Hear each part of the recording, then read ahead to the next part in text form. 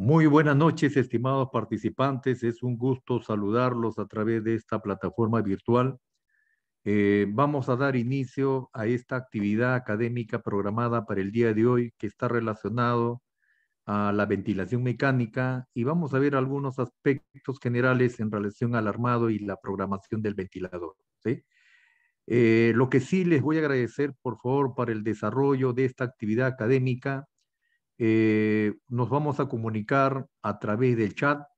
Ustedes tienen la posibilidad de formular todas sus interrogantes a través del chat o caso contrario, también pueden activar el audio. Activan el audio, formulan sus interrogantes y nuevamente lo vuelven a colocar, por favor, en el modo silencio. Eso con el único objetivo de no perturbar el desarrollo de esta actividad, ¿sí?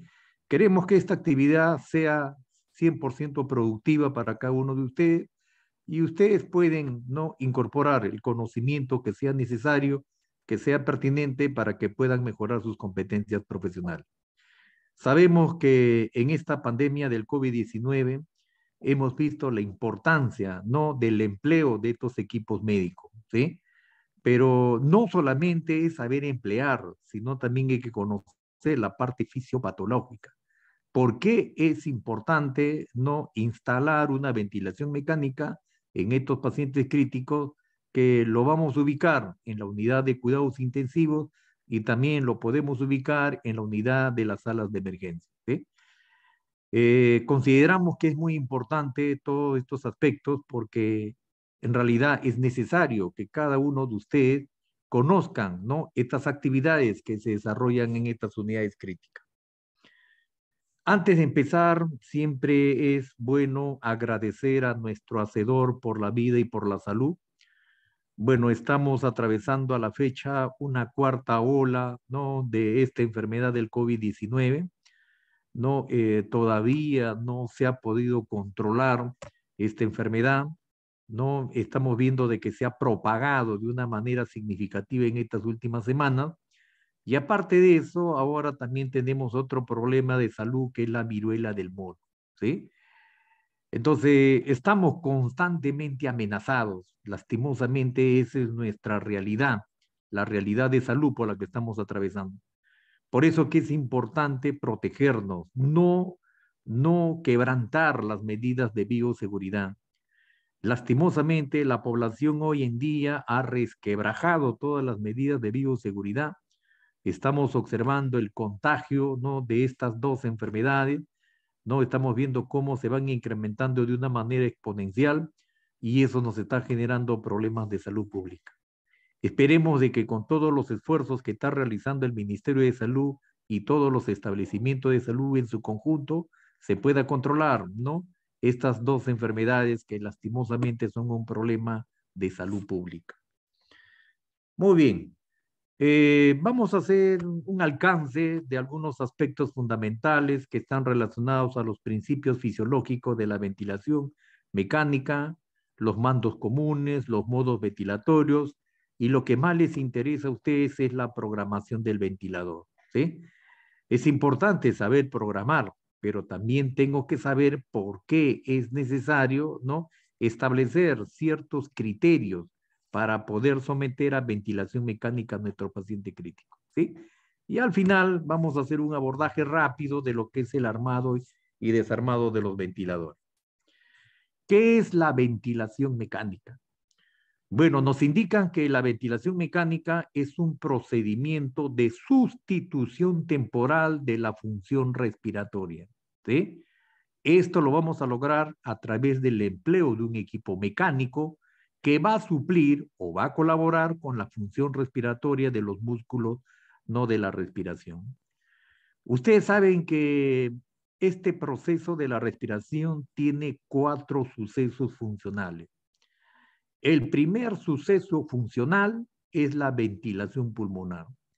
¿Y en qué consiste la ventilación pulmonar? Consiste en el ingreso del aire atmosférico que contiene oxígeno y la salida del CO2. Ustedes saben que el CO2 es producto final de nuestro metabolismo celular. Ustedes saben que hay dos tipos de metabolismo, Uno es el metabolismo aerobio y el otro es el metabolismo anaerobio, ¿sí? Cuando hablamos de un metabolismo aerobio, estamos hablando de un proceso normal donde las células utilizan oxígeno y utilizan glucosa para generar la formación de moléculas de ATP. Ustedes saben que el ATP es el famoso adenosintrifosfato. Entonces, ustedes saben que aproximadamente son 36 moléculas de ATP que se generan de este proceso metabólico, ¿sí? Entonces, para este proceso, ustedes necesariamente es importante el aporte del oxígeno y el aporte de la glucosa, ¿sí? Por eso que a través de este ventilador es lo que se pretende, ¿no? Favorecer, ¿no? La entrega de una manera adecuada de moléculas de oxígeno y la eliminación del CO2. Ustedes saben que este ventilador favorece el ingreso del oxígeno y también va a favorecer la salida del CO2, ¿sí? Por eso que ustedes han visto que este ventilador tiene una rama inspiratoria y tiene una rama expiratoria, ¿sí? Entonces, estos ventiladores modernos, lógicamente que como tienen alta tecnología, ahora ya tienen un panel de control. Los primeros ventiladores que nosotros hemos utilizado no tenían esta tecnología, no se disponía de paneles de control. Ahora ya disponemos de paneles de control que nos permiten optimizar el monitoreo de la ventilación mecánica, ¿sí? Entonces nos permite observar todo lo que estamos entregando al paciente. Todo lo que se ha programado, lógicamente que nosotros lo estamos visualizando a través de un panel de control, ¿sí? Eso ayuda bastante, ¿no? En el cuidado de estos pacientes críticos sometidos a ventilación mecánica. Como les había indicado, este ventilador mecánico, lógicamente que va a favorecer el ingreso del aire atmosférico, ¿no? A través de nuestra vía respiratoria. Sabemos que tenemos una vía respiratoria inferior y una vía respiratoria superior, ¿sí? Entonces, cada vez que nosotros inspiramos, ¿no? Cada vez que inspiramos, lógicamente que nosotros estamos facilitando el ingreso del aire atmosférico que contiene oxígeno, ¿sí? Entonces, ¿qué es lo que observamos? Lógicamente que ustedes saben que en la atmósfera nosotros tenemos una presión atmosférica. Esa presión atmosférica, ¿no? Aproximadamente de 760 milímetros de mercurio. Es una presión positiva, ¿sí? Acuérdense que una presión será positiva cuando es mayor de 760 milímetros de mercurio y será negativa cuando es menor de 760 milímetros de mercurio. Acuérdense que este ingreso del aire atmosférico se va a producir por una gradiente de presión, ¿sí?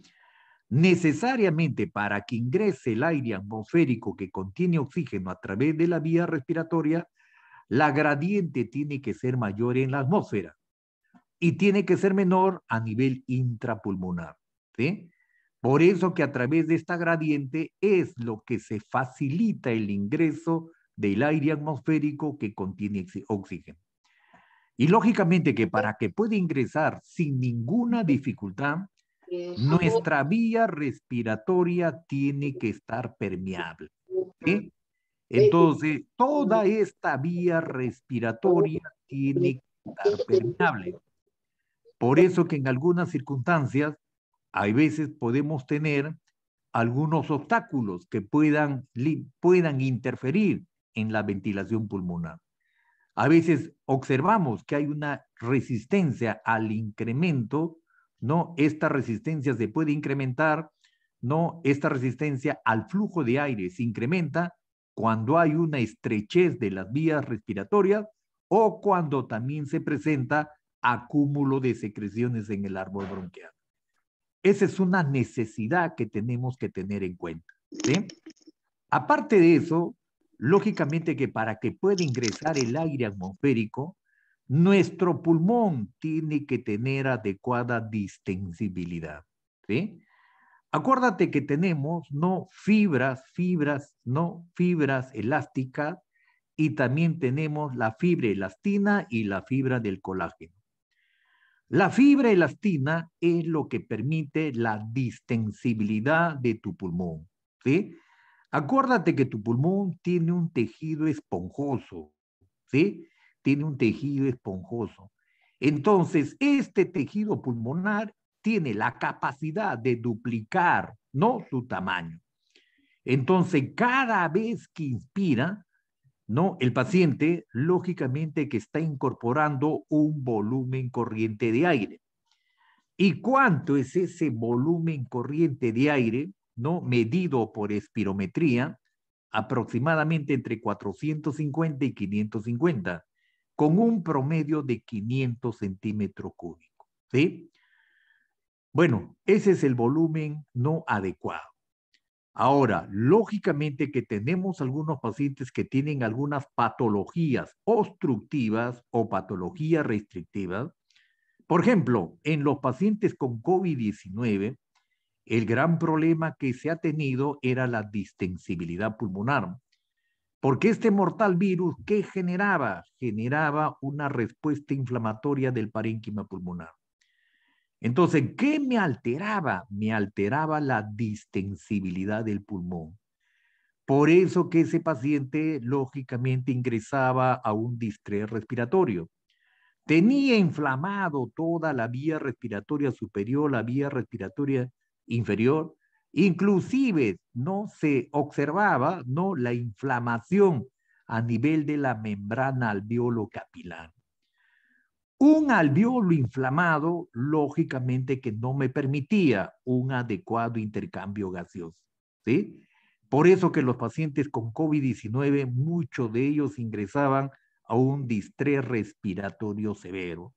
Ustedes han podido observar que con esta famosa tormenta de citoquinas, todo el árbol bronquial se inflamaba. Inflamaba la vía respiratoria superior, la vía respiratoria inferior, y me inflamaba, ¿no? Me inflamaba la membrana alveolo capilar. Por eso que el paciente ingresaba a un distrés respiratorio severo, ¿sí? Por eso que necesariamente nuestros pacientes tenían que ser sometidos a ventilación mecánica. Era la única alternativa de que estos pacientes puedan superar este cuadro crítico generado por esta enfermedad, ¿sí? Por eso que cuando sometemos a ventilación mecánica, necesariamente tengo que saber por qué le estoy sometiendo a ventilación mecánica. ¿Dónde está el problema? ¿Por qué le estoy sometiendo? Porque a veces el paciente puede tener una lesión craneal. A veces el paciente llega con una incapacidad ventilatoria, pero esa incapacidad ventilatoria pues es por un problema neurológico.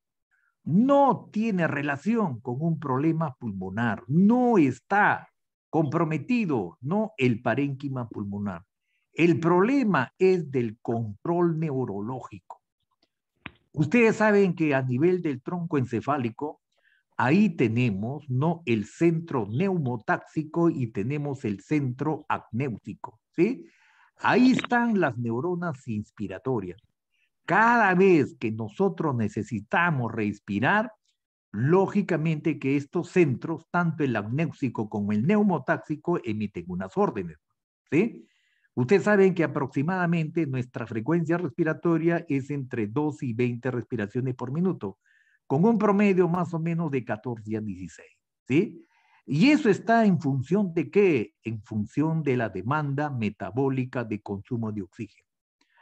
Ustedes saben que acá a nivel de las arterias carótidas, ahí tenemos unos varoreceptores, ¿sí? Estos varoreceptores, lógicamente que se van a activar cuando las presiones parciales de oxígeno son menores de 60 milímetros de mercurio. Por eso que este varoreceptor informa al centro respiratorio del déficit de oxígeno a nivel de sangre arterial y lógicamente que este centro respiratorio no incrementa el trabajo respiratorio y por eso que se incrementa la frecuencia respiratoria. Y ustedes saben que cuando se incrementa la frecuencia respiratoria, lamentablemente una frecuencia respiratoria muy incrementada puede agotar mis músculos inspiratorios. Ustedes saben que acá tenemos el principal músculo inspiratorio, que es el diafragma, ¿sí? Este diafragma, lógicamente que es un músculo importante, porque ¿qué hace? Lógicamente que este músculo va a separar la cavidad abdominal de la cavidad torácica. Cuando inspiramos, lógicamente que este músculo inspiratorio se tiene que contraer. ¿Y para qué se contrae? Se contrae para desplazar las vísceras abdominales. Acuérdese que la presión intrapulmonar es negativa y la presión abdominal es positiva. Entonces, ¿qué se tiene que hacer? Desplazar, ¿no? Esas vísceras abdominales hacia abajo para facilitar la expansión del pulmón, ¿sí? Y por eso que el ventilador te va a ayudar, ¿sí? Cuando le programamos todos los parámetros ventilatorios. Entonces, ¿qué es lo que queremos hacer con la ventilación mecánica? Bueno, el propósito fundamental es oxigenar la sangre, ¿sí? El propósito fundamental es favorecer el intercambio gaseoso a nivel de la membrana alveolo-capilar.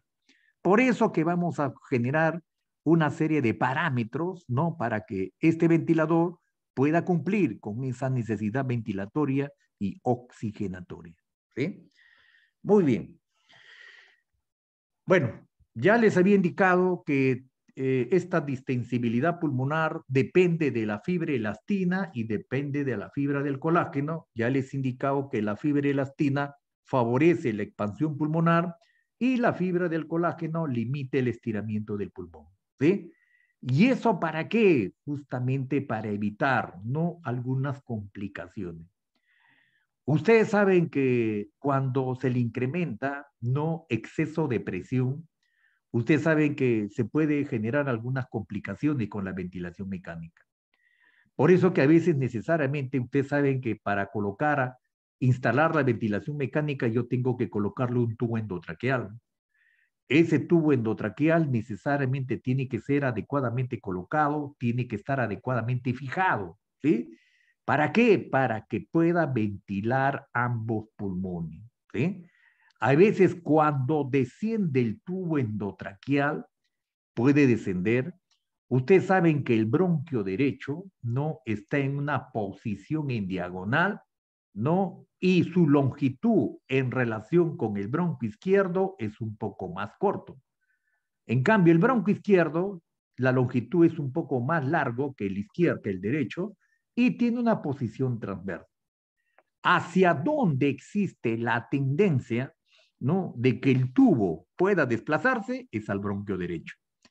Por eso que tenemos que tener bastante cuidado cuando el paciente está sometido a ventilación mecánica, tenemos que tener bastante cuidado con la fijación del tubo. Lo que queremos es que se ventilen ambos pulmones, ¿sí? La necesidad es que se ventile ambos pulmones. Por eso que ustedes han visto que desde la comisura labial hasta la bifurcación del tráquea, que es la carina, aproximadamente hay 23 centímetros. ¿Dónde debe fijar el tubo? En el adulto, más o menos el tubo debe fijarlo entre 20 y 21. ¿Para qué? Para evitar que ese tubo, lógicamente, que se desplace hacia el bronquio derecho. Esa es una necesidad, ¿sí? Muy bien. Otra cosa que también es importante es que dentro de esta mecánica de la ventilación mecánica, necesariamente se debe lograr una adecuada ventilación alveolar, ¿sí? Una adecuada ventilación alveolar. Para que exista una adecuada ventilación alveolar, se tiene que generar un adecuado volumen corriente o volumen entidad, ¿sí? Entonces, necesariamente, ustedes saben que este alveolo tiene una tensión superficial, ¿sí? Para poder disminuir esta tensión superficial, o acuérdense que las células pulmonares está constituido por los neumocitos tipo 1 y los neumocitos tipo 2. Los neumocitos tipo 1 aproximadamente es 90%. ¿Y de qué se encargan los neumocitos tipo 1? Se encargan del intercambio gaseoso preferentemente. ¿Y de qué se encargan los neumocitos tipo 2? se encargan de qué? De la producción del surfactante. Este surfactante, lógicamente, que son unas proteínas que van a disminuir la tensión alveolar.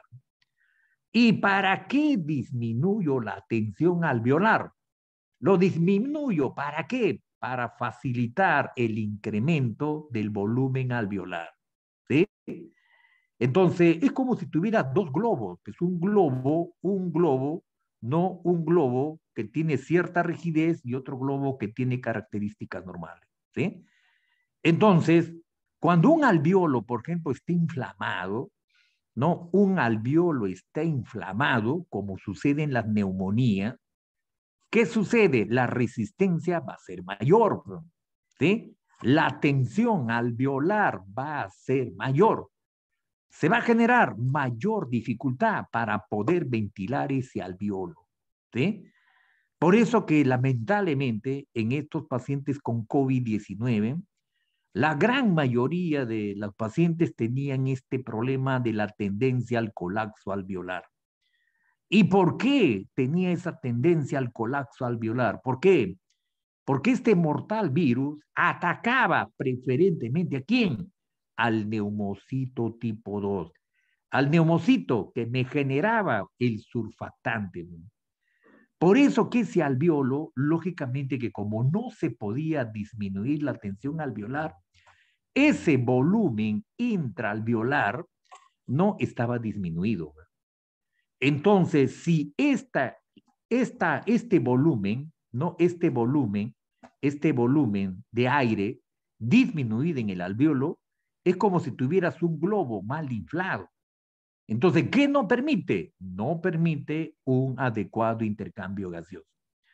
Acuérdate que este intercambio gaseoso se produce entre un medio gaseoso y un medio líquido, ¿sí? Porque acá tenemos el capilar y este capilar es un medio líquido. Y en el alveolo, ¿qué tenemos? Es un medio gaseoso. Entonces, para que exista esta difusión del oxígeno, ¿no? A nivel de la membrana alveolo capilar, la gradiente tiene que ser adecuada. ¿Dónde? En el alveolo. ¿Sí? Porque si no, no vamos a generar una adecuada difusión. Por eso que ustedes han observado que en esta pandemia del COVID-19 se ha utilizado el famoso PIC, en la famosa presión positiva al final de la expiración. ¿Y para qué utilizaba el PIC? Bueno, el PIC, ¿qué me generaba? Me generaba que un reclutamiento de qué? Del volumen. ¿De qué volumen? Del volumen residual. ¿Sí? Entonces, ustedes saben, después de cada expiración, lógicamente que queda retenido un volumen residual. ¿Para qué? Para que este alveolo se mantenga ventilado. Entonces, con el PIC, ¿no? Con el PIC, un PIC fisiológico es de 5. Entonces, si ustedes quieren reclutar, ¿no? Mayor cantidad de volumen de aire para que el alveolo no colapse, tú incrementas el PIC. Pero al incrementar el PIC, me estás incrementando la presión intraalveolar. Y cuando le colocamos exceso de PIC, ustedes saben que es peligroso, podemos generar barotrauma. Por eso que en esta pandemia del COVID-19 se empezó con un PIC de 5, progresó a 10, progresó a 15, y en algunos momentos se ha utilizado un PIC muy alto de 20. Pero es peligroso un PIC muy alto. ¿Por qué? Porque ustedes saben que existe esa fragilidad del alveolo. ¿Y cuáles son las consecuencias cuando tengo un PIC alto? El problema es que puede generar un barotrauma. ¿Sí? Por eso que hay que tener bastante cuidado en la ventilación mecánica con el PIC que estamos utilizando. Por eso que ustedes han podido observar que en el ventilador ustedes programan la presión pico, ¿sí? La presión pico. Y también programan la presión meseta. Y justamente esa presión meseta o presión plató, también como ustedes conocen, es justamente para poder en esa pausa inspiratoria, se trata de medir cuánto está soportando el alveolo. ¿Cuál es la presión que está soportando el alveolo? ¿Sí? Porque no podemos generar exceso de presión, porque el exceso de presión es peligroso. ¿Sí? Y acuérdese que también cuando un paciente tiene inflamado el parénquima pulmonar, entonces también va a haber un problema, ¿no? De la distensibilidad pulmonar. Por eso que a veces yo tengo que calcular un volumen corriente adecuado, ¿sí? Por eso que ahora les voy a enseñar cómo se calcula el peso ideal para poder establecer un volumen corriente que no genere ningún riesgo de barotrauma. Porque el exceso de presión es peligroso, peligroso. Entonces, necesariamente tengo que observar esos parámetros, ¿sí? Muy bien. Entonces, como estás observando, necesariamente tengo que tener una adecuada gradiente de presión en el alvéolo y también tengo que tener una adecuada gradiente a nivel del capilar. Acuérdate que este proceso de esta difusión de gases se produce por una diferencia de presiones entre las presiones del oxígeno y las presiones del CO2. Por ejemplo, en el alvéolo, una presión parcial de oxígeno más o menos es de 100 a 105, ¿sí? ¿Y cuánto es la presión del oxígeno en el capilar? Es 40. Entonces, ¿cuánto tenemos de una diferencia? De 60, ¿sí? ¿Cuánto es la presión del CO2 en el alvéolo? 40. ¿Y cuánto es la presión del CO2 en el capilar? Es 46, 47. Por eso que por esta diferencia de presiones es lo que se produce la difusión de gases a nivel de la membrana alveolocapilar, ¿sí? Y acuérdate que para que estas moléculas de oxígeno puedan llegar a las células y a los tejidos, lógicamente que ¿qué se requiere? Se requiere adecuado transportador. Acuérdense que el principal transportador de oxígeno es la hemoglobina. La hemoglobina es una hemoglobina cuaternaria, tiene la capacidad de transportar 4 moléculas de oxígeno. Por eso que cuando una hemoglobina está adecuadamente saturada, te puede dar una saturación entre 97 y 100%. ¿Sí? Por eso que cuando nosotros observamos la saturación de oxígeno, nosotros a veces decimos, no, ¿por qué disminuye la saturación de oxígeno? El problema está que disminuye la saturación es cuando la hemoglobina no está incorporando adecuadas moléculas de oxígeno. ¿Sí? Vamos a suponer que esta hemoglobina, ¿cuál es su dotación? Son 4 moléculas de oxígeno. Pero si no puede captar 4 moléculas, imagínate que capta 2, entonces la saturación de hemoglobina no va a ser del 100%. Si solamente de los 4 capta 2, será P50%. Y si de los 4 capta 1, ¿será cuánto? Será un 25%. Entonces, depende mucho la saturación, cuánto capte de hemoglobina, ¿no? Esta molécula de hemoglobina, cuánto incorpore de moléculas de oxígeno. Y para que exista esta adecuada incorporación, se requiere una adecuada difusión de gases. Y por eso que necesariamente requerimos a veces usar el ventilador mecánico. ¿Sí? Muy bien. Ahora, lo que ustedes están observando, ya les he indicado que la presión atmosférica o presión barométrica es 760 milímetros de mercurio sobre el nivel del mar. ¿Sí?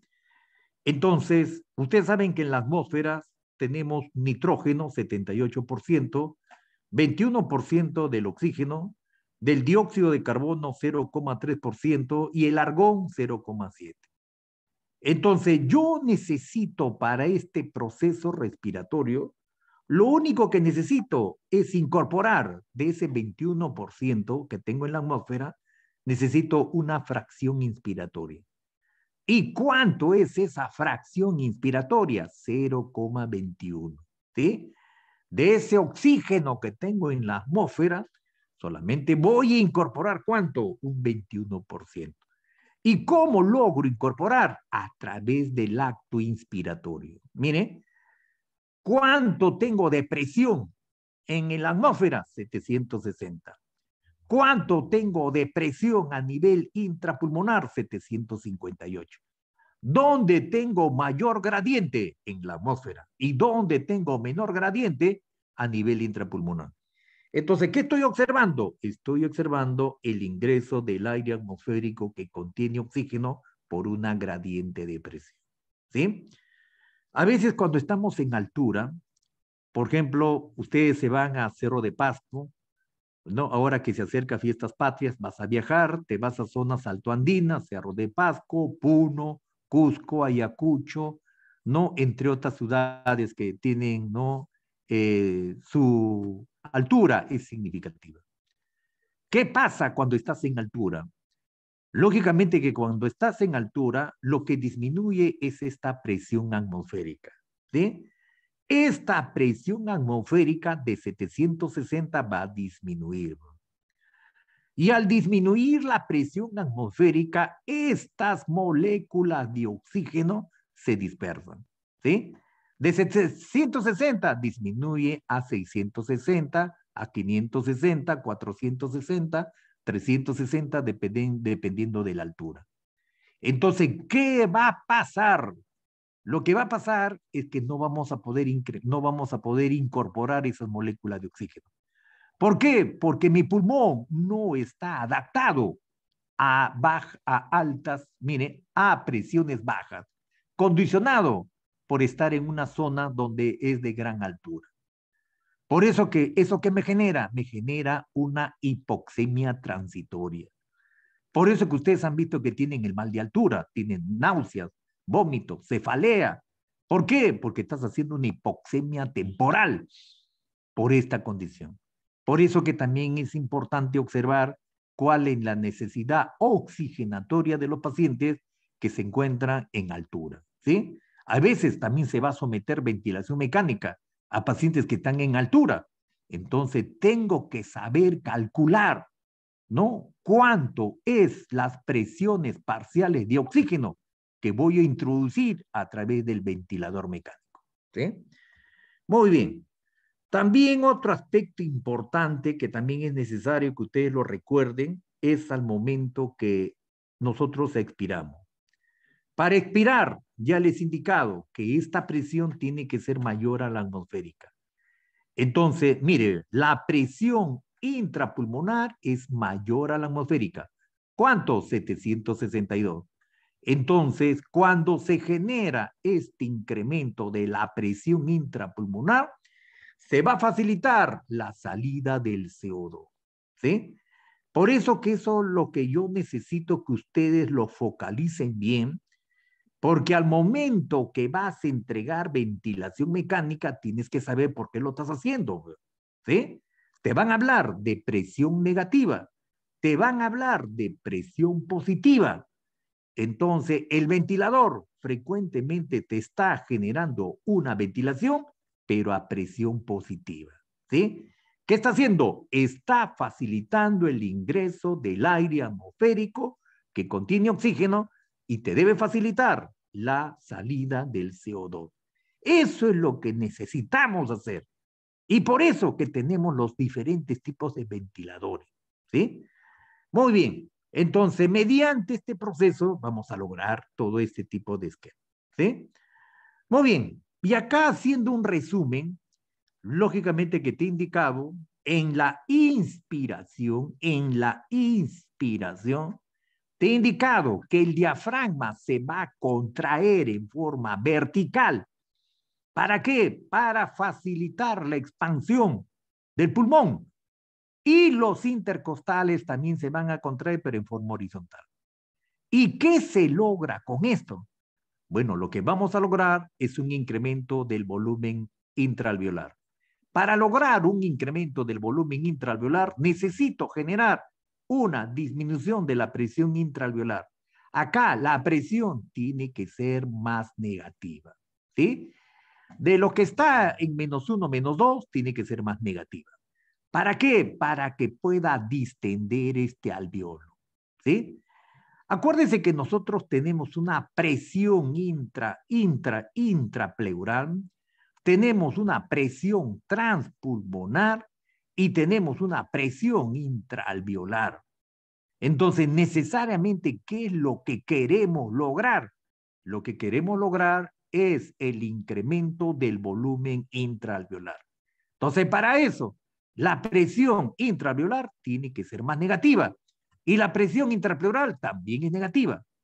En cambio, cuando queremos facilitar la salida del CO2, lógicamente, ¿qué es lo que tengo que generar? Ya no necesito incrementar el volumen intraalveolar, necesito disminuir el volumen intraalveolar. Y para disminuir el volumen intraalveolar, lógicamente que esta presión intrapleural tiene que ser positiva y la presión intrapleural tiene que ser menos negativa. ¿Para qué? Para facilitar la salida del CO2. ¿Sí? Todos estos mecanismos son importantes justamente para eso. ¿Para qué? Para poder favorecer el ingreso del oxígeno y favorecer la salida del CO2. Ustedes han visto, por ejemplo, cuando llega un paciente con un neumotórax hipertensivo, a veces ese paciente llega a la emergencia con una lesión traumática de la caja torácica. A veces llega con un orificio de entrada y salida. ¿Y qué sucede? A veces llega con el pulmón colapsado. ¿Y por qué? Como sabemos que nuestra presión interpleural es negativa y tenemos una presión positiva en la atmósfera, ¿qué hace? El aire ingresa. Solamente ingresa, pero no puede salir. Tiene una válvula unidireccional. Permite la entrada, pero no permite la salida. Por eso que el acúmulo de aire en el espacio interpleural me colapsa el pulmón. Y al colapsar el pulmón, lógicamente que interfiere en el intercambio de gases, porque no facilita una adecuada entrada de aire y no facilita una adecuada salida del CO2. Me perturba todito el mecanismo ventilatorio. Por eso que necesariamente tengo que saber cuál es el problema de la dinámica ventilatoria, qué me está afectando. Porque a veces no solamente es el compromiso del parénquima pulmonar, sino también hay otras causas extrapulmonares que me pueden comprometer la ventilación pulmonar. Y uno de ellos es el neumotórax. Entonces, necesariamente tengo que observar esos detalles importantes para poder determinar por qué están sucediendo todo este tipo de trastornos. ¿Sí? Muy bien. Ahora sí, con este repaso previo, ¿no? Ahora sí nosotros podemos indicar que esta ventilación mecánica es el movimiento de gas hacia adentro y hacia afuera del pulmón, por una fuente externa directamente conectada al paciente. ¿Sí? ¿Y cuál es el objetivo? El objetivo es proveer un intercambio adecuado de gases, pero sin producir daño pulmonar o interferir en la circulación sistémica pulmonar. Entonces, si vamos a hacer algo, necesariamente lo tengo que hacer bien. Entonces, si quiero favorecer un adecuado intercambio gaseoso, no tengo que producir daño. Y por eso que les he indicado que es importante no generar barotrauma. Y por eso que tengo que generar adecuados cuidados para que esté adecuadamente fijado el tubo y permita pues una ventilación de ambos pulmones. ¿Sí? Muy bien. ¿Cuáles son estos objetivos específicos? Es lograr y mantener un adecuado intercambio gaseoso pulmonar, minimizar el riesgo de injuria pulmonar, reducir el trabajo respiratorio del paciente, optimizar el confort del paciente. Entonces, esos son algunos objetivos que tenemos que tratar de lograr. ¿Sí? Entonces, necesariamente tenemos que familiarizarnos con las diferentes patologías respiratorias. Te tienes que acordar de las patologías obstructivas, de las patologías restrictivas, de las patologías neurológicas que te pueden interferir con la dinámica ventilatoria. Eso es importante para poder someter a la ventilación mecánica a mi paciente. El ventilador te va a ayudar, pero te va a ayudar, pero siempre en cuando tú estés convencido qué es lo que quieres lograr. ¿Sí? Si tú estás convencido lo que quieres lograr, el ventilador va a ser tu aliado. ¿Sí? Ustedes han visto que en esta pandemia del COVID-19 se cambiaban los parámetros ventilatorios, se cambiaban los modos ventilatorios, se incrementaba el PIC, Se hacían una serie de maniobras, se pronaba al paciente y el paciente no revertía el cuadro crítico. No mejoraba el PAFI, los niveles de oxigenación por los suelos. Entonces, ¿qué pasaba? En ese momento, pues había desconcierto. ¿Qué estaba pasando con el paciente? Ustedes saben que en esta pandemia del COVID-19, ¿no? Al inicio ha sido trágico, porque no se sabía, pues, cuál era la agresividad del virus. Y a medida que se ha ido conociendo, lógicamente que se han mejorado las estrategias terapéuticas. Por eso que es importante la fisiología. Es necesario que ustedes entiendan y comprendan la parte fisiológica. Con eso el ventilador te va a ayudar. Por eso que hay que hacer un adecuado examen, ¿sí? A veces cuando no hacemos un adecuado examen clínico podemos cometer algunos errores, ¿sí? A veces no solamente pues es una placa de pulmón, la placa de pulmón te puede ayudar, ¿no? Para saber cómo está, ¿no? La imagen, para ver cómo están las características del pulmón, te puede ayudar, ¿no? Pero la parte clínica es lo que te define. Por eso es que es importante evaluar así un adecuado examen clínico para poder someter a una ventilación efectiva a nuestro paciente, ¿sí? Muy bien. Para el manejo ventilatorio, ya les he indicado y les vuelvo a recalcar, hay que hacer un diagnóstico correcto. Hay que establecer una adecuada mecánica pulmonar. Tengo que establecer, ¿no?, cómo está el intercambio de gases. Por eso que es importante que aprendas a analizar gases arteriales. Me tienes que definir los trastornos ácido-base, una acidosis respiratoria, una acidosis metabólica, una alcalosis respiratoria, una alcalosis metabólica. Me tienes que definir dónde está el problema, ¿no? Si es un problema oxigenatorio, ventilatorio, es un problema mixto, ¿dónde está?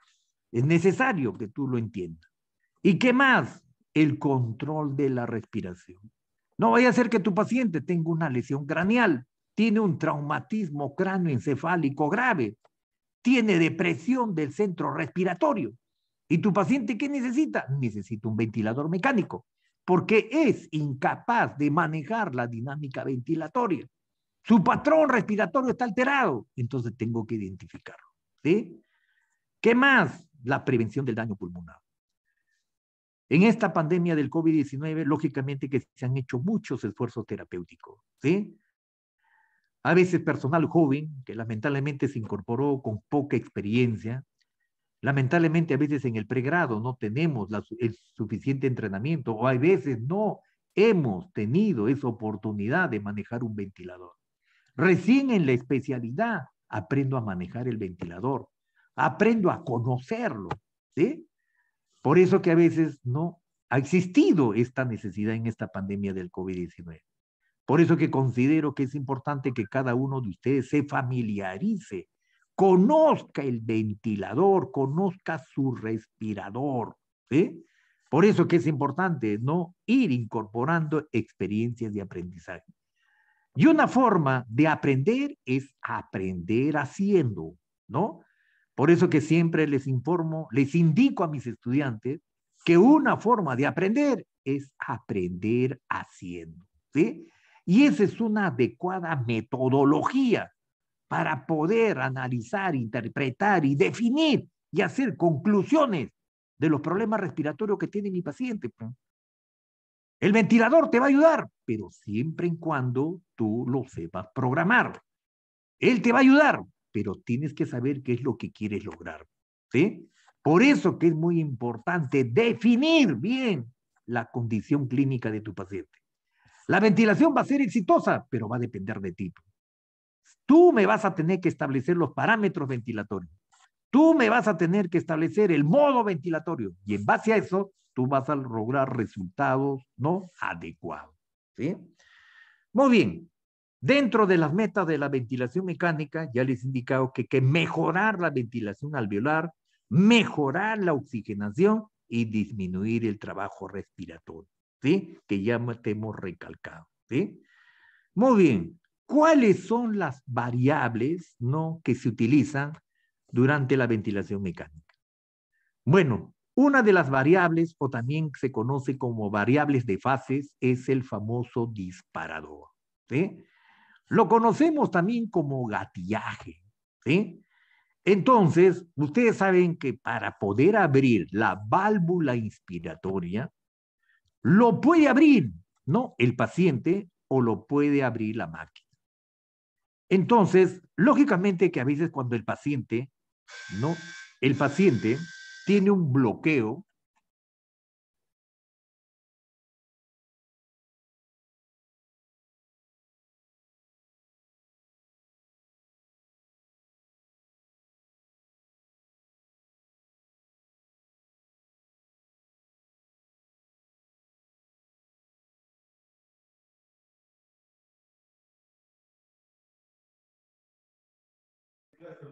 Sí. Si tu paciente tiene un bloqueo neuromuscular, ¿no? Hay un bloqueo, no hay conducción de los impulsos, lógicamente que no se va a generar la ventilación. Si tu paciente, por ejemplo, tiene un traumatismo cráneoencefálico y tiene comprometido el tronco encefálico, no va a transmitir ningún impulso. Entonces, ese paciente que tiene es un paciente dependiente. Entonces, ¿quién va a generar el impulso? La máquina, ¿sí? La máquina. Por eso que a medida que se van oxigenando las células cerebrales, acuérdate que se tiene que generar la cadena sináptica, se tiene que generar la transmisión de los impulsos. Tengo que activar a las neuronas sensitivas, a las neuronas motoras. Tengo que activar a mis fibras preganglionares, a mis fibras postganglionares. Entonces, ¿qué necesito? Necesito oxigenar a las células neuronales.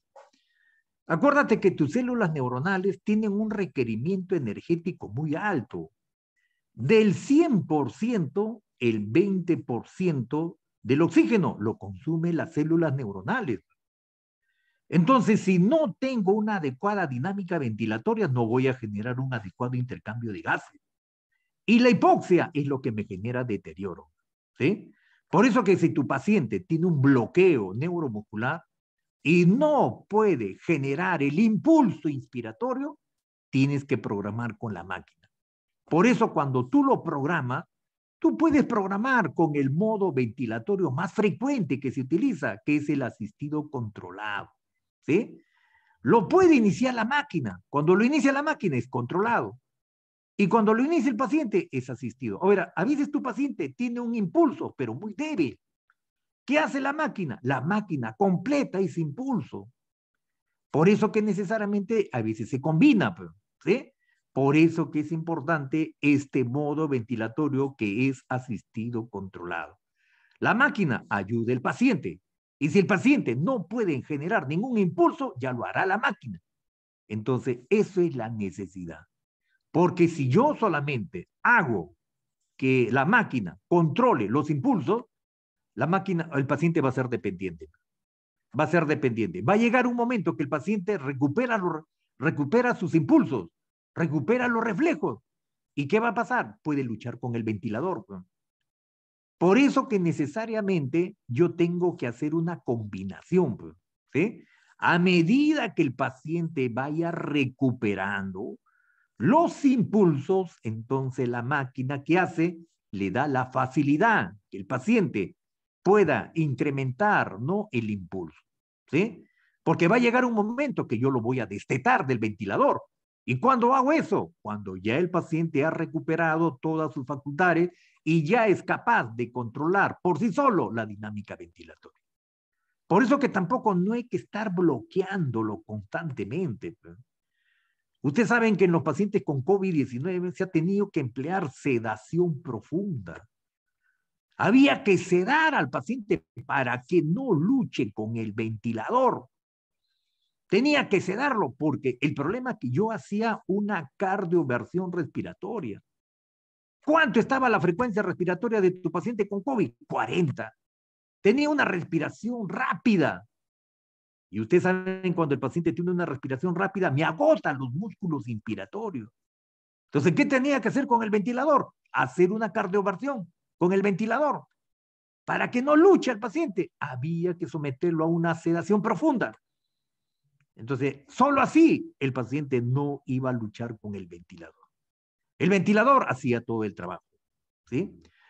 Muy bien, la otra variable es el límite. Lo puedes limitar por flujo o por presión. Cada vez que estamos hablando de flujo, es la velocidad con la que se está entregando el oxígeno, ¿sí? Entonces, cada vez que hablamos de flujo, estamos hablando de la velocidad con la que ingresa el aire atmosférico que contiene oxígeno y la velocidad con la que sale, ¿sí? Por eso que lo puedes controlar por flujo o lo puedes controlar por presión, ¿sí? También lo puedes ciclar por volumen o por tiempo, ¿sí? Por ejemplo, tú me programas. ¿Cuánto me programas de volumen? Ya 500 centímetros cúbicos. Ese es tu volumen corriente. Cuando se llega a ese tope, ahí termina el ciclo inspiratorio y comienza el ciclo expiratorio. Me puedes ciclar por volumen o por tiempo. Me puedes dar para la inspiración 1, para la expiración 2. Entonces ya va a depender de lo que tú quieres combinar, ¿sí? Por eso que todas estas estrategias están en base a ¿qué?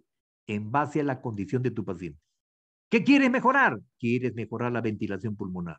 ¿Qué quieres mejorar? Quieres mejorar el intercambio de gases.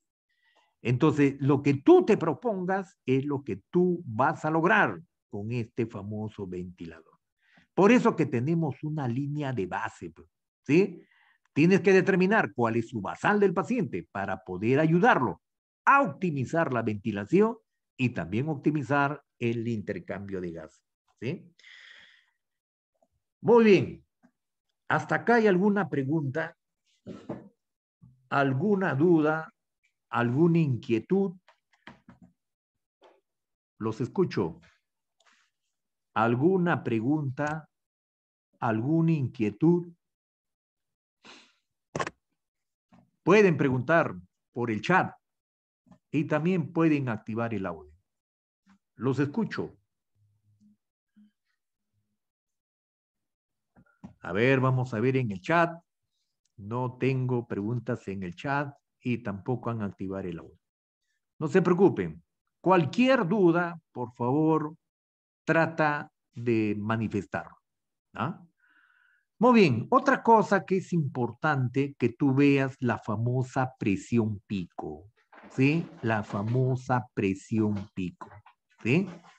¿Cuánto de presión puede soportar, no tu pulmón? Entonces, ustedes, lógicamente que la recomendación es que sea la presión pico, debe ser menor de 40, ¿sí? Eso con el único propósito de no generar incremento de la presión intrapulmonar, ¿sí? Porque ustedes saben que un exceso de presión es peligroso, ¿sí? Vamos a suponer que hemos programado el ventilador a una presión pico de 35, ¿sí? Y al cabo de una hora, ¿no? Como has activado, has programado tus alarmas del ventilador, vamos a suponer que al cabo de una hora, de 35 se incrementa la presión pico a 40, ¿sí? Entonces ahora yo me pongo a pensar, pero ¿qué es lo que está pasando? ¿Por qué el incremento de esta presión pico? ¿Qué está sucediendo? Yo le he programado en 35 y ahora está en 40. Entonces yo me pongo a pensar y digo, ¿cuál sería la probable causa? Entonces agarro, yo digo, no, a ver, ¿qué me está generando incremento de la resistencia? ¿Sí? ¿Qué me está generando un incremento de la resistencia al flujo del aire? Entonces me pongo a pensar y digo, a ver, ¿qué podría estar pasando? Entonces lo primero que pienso es, ¿en qué? En que hay una obstrucción de la vía respiratoria. Entonces, lo primero que debo pensar es en una obstrucción de la vía respiratoria. Entonces, a veces escucho unos ruidos respiratorios anormales, que pueden ser los roncantes. ¿Y los roncantes qué me están indicando? Me están indicando que hay presencia de secreciones. Entonces, esas secreciones en el árbol bronquial me van a generar un incremento de la resistencia al flujo del aire. Por consiguiente, me genera un incremento de la presión pico. Entonces, ¿qué es lo que tú debes hacer? Lo que tú debes hacer es mantener la permeabilidad de la vía respiratoria. Ustedes han podido observar que en estos pacientes con COVID-19, lamentablemente, pues, no podían nebulizar. Ustedes saben que por esa respuesta inflamatoria había un exceso de producción de moco. Y como el paciente no podía expectorar, esas secreciones se encapsulaban, se volvían densas. Y a veces me obstruían el tubo endotraqueal, me formaban el famoso tapón mucoso. No me permitían una adecuada ventilación. A veces, lamentablemente, en esta pandemia, un enfermero tenía que cuidar a un paciente, 2 pacientes, 3 pacientes, 4 pacientes, 5 pacientes en paralelo. Y a veces los pacientes pues, movilizaban exceso de secreciones. Entonces faltaban manos para poder aspirar. Entonces a veces se obstruían los tubos endotraqueales, se formaba el tapón mucoso. ¿Y eso qué me generaba? Obstrucción de la vía aérea. Había que cambiar el tubo endotraqueal, lastimosamente, porque una vez que se forma el tapón mucoso, ya no lo podemos revertir. Se endurece la secreción, se obstruye la vía respiratoria. Y lógicamente que ese paciente es como si estuviéramos cortando el flujo del aire y colapsa los alvéolos, por eso que se morían los pacientes. Porque a veces el paciente estaba en el proceso de destete, ya había mejorado su PAFI, ya tenía un PAFI mayor de 300, 350. Pero el paciente, ¿qué pasaba? Amanecía muerto. ¿Y qué había pasado? Obstrucción de la vía respiratoria por el famoso tapón mucoso. Porque ya no había otra explicación. Ya se le había bajado el PIB, ya había mejorado el PAFI. Los gases arteriales habían mejorado. Entonces la pregunta es, ¿por qué el colapso alveolar? ¿Cuál es la causa, la razón, la circunstancia? Porque colapsó el alveolo, fue obstrucción de la vía aérea. ¿Y cuál fue el causante? La formación del tapón mucoso. Por eso que necesariamente yo tengo que auscultar bien los pulmones. Tengo que auscultar el pasaje del murmullo vesicular. Porque si yo veo que no pasa adecuadamente, hay roncantes diseminados, hay secreción. O lo otro que había, la otra condición, es que había broncoespasmo. Entonces, ustedes saben, cuando hay un broncoespasmo, hay una estrechez. ¿De qué? De la vía respiratoria, al flujo del aire. Entonces, ¿qué tenía que hacer? Romper el broncoespasmo. Y eso es lo que quiero que aprendan bien, porque eso ha sido las consecuencias que a veces muchos pacientes se han muerto con el COVID-19. Por eso que esta experiencia del COVID-19 nos ha enseñado muchas cosas y tenemos que aprender a prevenirlas, ¿sí? Por eso, por favor, es importante que ustedes valoren la dinámica ventilatoria. Es importante, ¿sí? Muy bien, otra cosa es el compliance, ¿sí? El compliance. Cuando hablamos de compliance, lógicamente, ¿de qué estamos hablando? Cuando hablamos del compliance, estamos hablando de la resistencia que ofrecen los alvéolos, ¿no? ¿A dónde? Al flujo del aire. Por eso que cuando tienes tú un alvéolo inflamado, el compliance va a estar incrementado.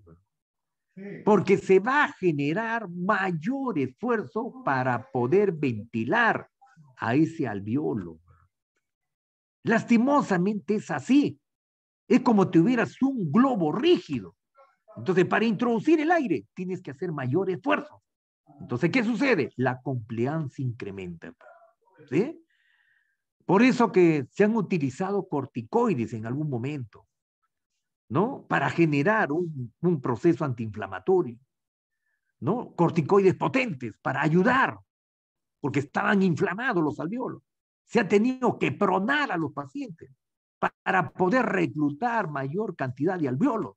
También se han tenido que emplear esas estrategias. ¿Sí? Y la presión plató, lógicamente que se genera una pausa inspiratoria. ¿Y para qué se genera esta pausa inspiratoria? Mediante la presión plató. ¿Para qué? Justamente para poder calcular la presión, ¿no? Con la que el alveolo está soportando, ¿no?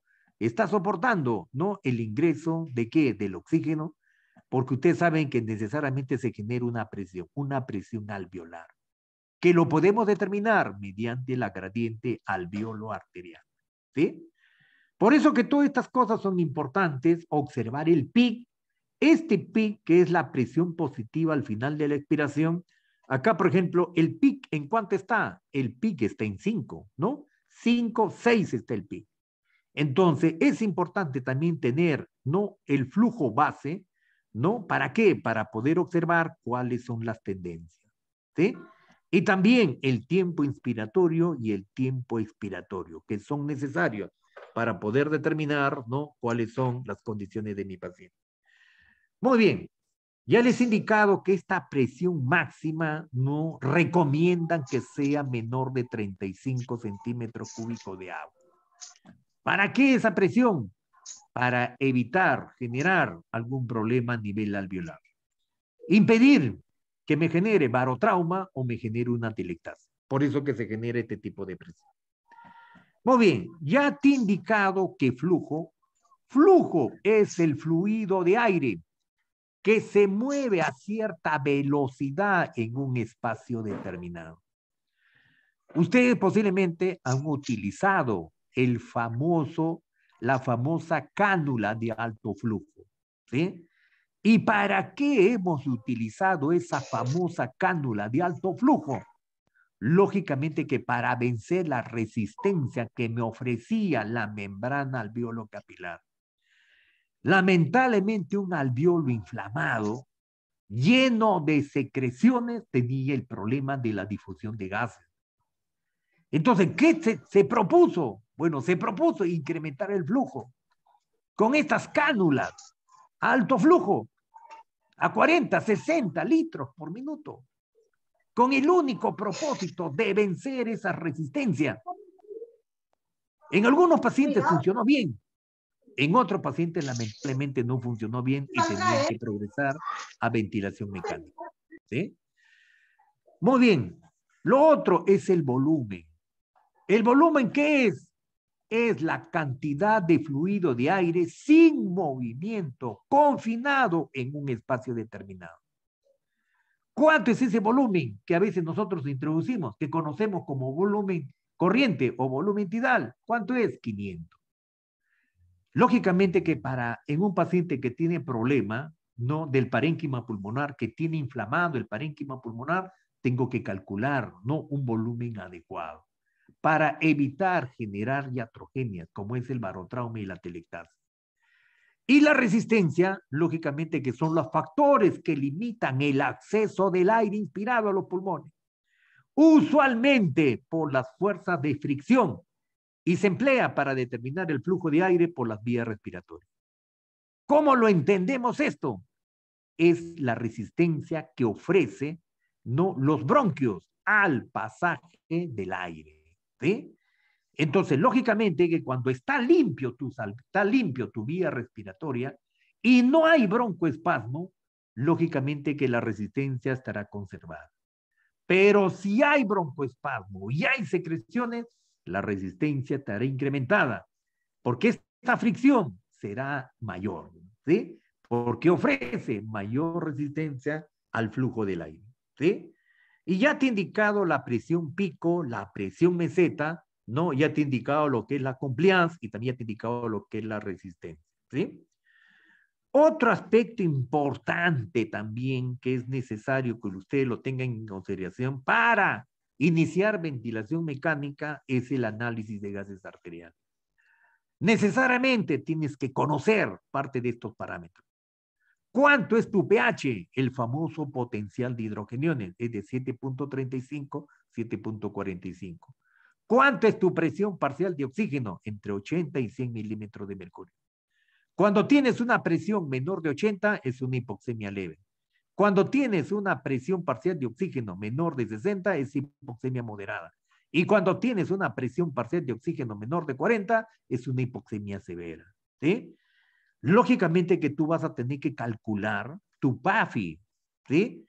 Y el PAFI, lógicamente, que es la relación entre tu presión parcial de oxígeno y tu fracción inspiratoria de oxígeno, que hemos utilizado en esta pandemia del COVID-19, ¿sí? Y tu presión parcial del CO2 es entre 35 y 45 milímetros de mercurio. Menor de 35, hipocapnia. Mayor de 45, hipercapnia. ¿Sí? Y tu bicarbonato, el HCO3, es entre 22 y 26 mil equivalente por litro. ¿Sí? Entonces, es necesario para programar un ventilador, lógicamente hay que observar la oxigenación. ¿Cómo están los niveles de oxigenación? Puedes establecer la relación PAFI, que también es otro indicador que te sirve para que tú puedas someter a ventilación mecánica a tu paciente. ¿Sí? Ya hemos indicado, cuando tienes una buena saturación de oxígeno, puede llegar hasta 97 a 100%. ¿Ah? Muy bien. A veces hacemos el monitoreo respiratorio, ¿no? A veces no. En esta pandemia hemos utilizado bastante la relación entre la presión parcial de oxígeno y la saturación de hemoglobina. Cuando tú tienes una saturación de hemoglobina de 100, ¿cuánto es tu presión parcial de oxígeno? 90, aproximadamente. Cuando tienes una saturación de hemoglobina de 90, tu presión parcial de oxígeno es 60. ¿Y esto qué significa? Que solamente es necesario una presión parcial de oxígeno de 60 para obtener una saturación de 90. Esto es el límite. Hasta acá es el límite. Menor de 60, ya tu paciente está ingresando hipoxemia moderada. ¿Sí? Y cuando tienes una saturación de hemoglobina de 60, tu presión parcial de oxígeno es 30. ¿Y esto qué significa? Es una condición semicrítica, donde tu paciente está con una hipoxemia moderada progresando a una hipoxemia severa. Y cuando tienes una saturación de hemoglobina de 50, tu presión parcial de oxígeno es 27. ¿Y qué significa 27? Es una condición crítica con una hipoxemia severa. Todas estas cosas son necesarias porque a veces cuando tu paciente está con ventilación mecánica, bueno, tendrías que tener una línea arterial para estar midiendo frecuentemente las presiones parciales del oxígeno. ¿Sí? Ahora, si no tiene línea arterial, bueno, con tu oxímetro de pulso. Entonces, con el oxímetro pulso podrías establecer estos parámetros para poder determinar el PAFI.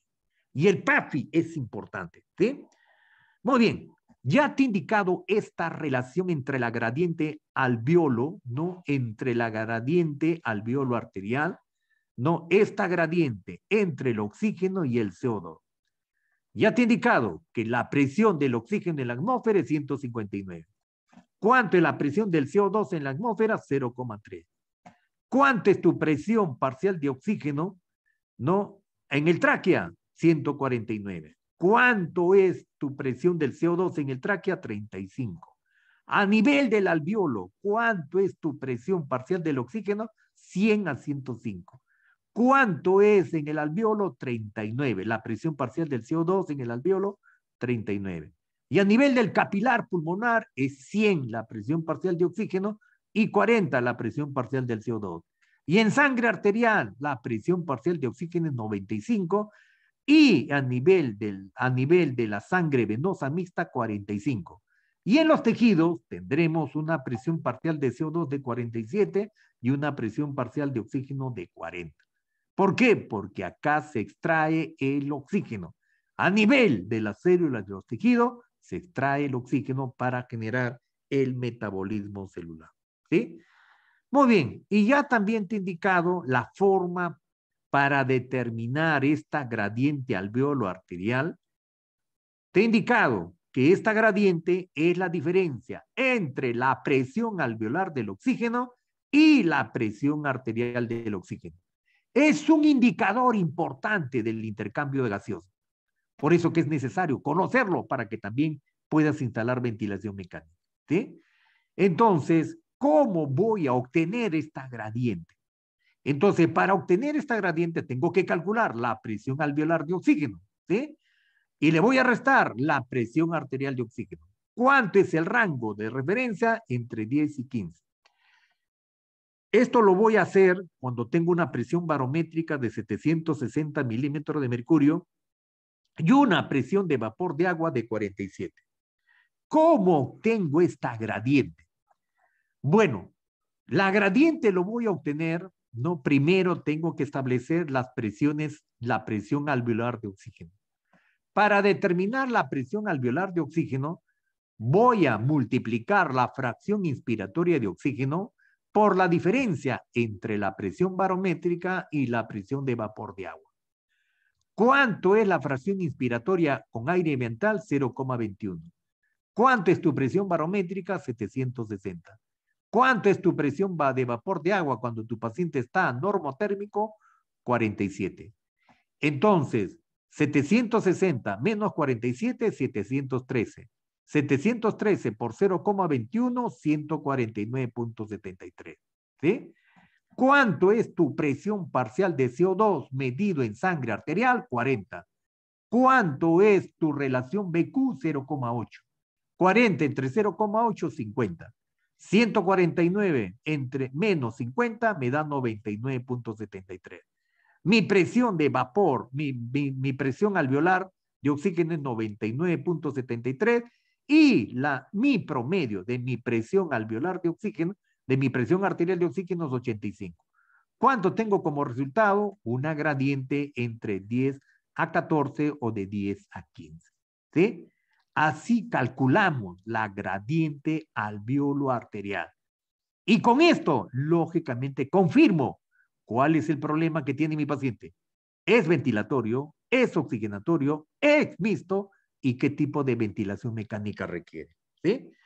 Muy bien. Entonces, para programar el ventilador, ya hemos visto, hay que ver el modo ventilatorio, hay que observar el volumen corriente o volumen tidal, la frecuencia respiratoria, el tiempo inspiratorio, la sensibilidad, la fracción inspiratoria de oxígeno y el PIC, la presión positiva al final de la expiración. Eso es necesario para programar a mi ventilador. ¿Sí? Por eso que en el ventilador, lógicamente que tú vas a programar, si tú tienes un paciente con una hipoxemia severa, una hipoxemia grave, menor de 40, una presión parcial de oxígeno menor de 40, ¿qué te está indicando? Te está indicando que es una hipoxemia severa. Entonces, el FiO2 va a estar en función de esas presiones parciales de oxígeno. Entonces, tu FiO2 es 0,21. Entonces, si tú tienes una hipoxemia grave, lo puedes programar al 100%. ¿Sí? Y después ya lo vas a regular a un rango de 21 a 60%. ¿Sí?